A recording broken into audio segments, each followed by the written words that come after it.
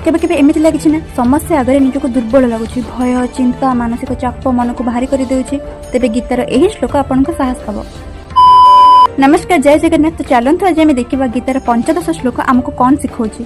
पंचजन्यं ऋषिकेशो देवदत्तं धनंजय पुण्ड्रं दद्नौ महाशंख भीम कर्म वृकोदरः। यही श्लोक कहूँ कुरुक्षेत्र युद्ध आरंभ पूर्व पांडव माने भी ठीक आम परी बहुत कठिन समस्यार सम्मुखीन होते आते श्रीकृष्ण तांकर दिव्य शंख पंचजन्य फुंकिले जहाँ देखाए सठिक मार्गदर्शन थिले मनर भय कमी जाए और अर्जुन तांकर शंख देवदत्त फुंकिले जहाँ देखाए निज उपर विश्वास थिले कष्टकर काम भी सहज हो जाए और भीम तांकर शंख पौंड्र फुंकिले जहाँ देखाए साहस थिले कौनसी भी भय आमको रोकी पारिबनी।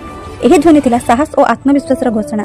जेमिति कि आम जीवन जमी बहुत समस्या आसे केबे केबे भविष्य चिंता केते परिवार समस्या आउ केबे केबे मानसिक चाप ए सब देखि मन हुए मु पारिबी कि नहीं।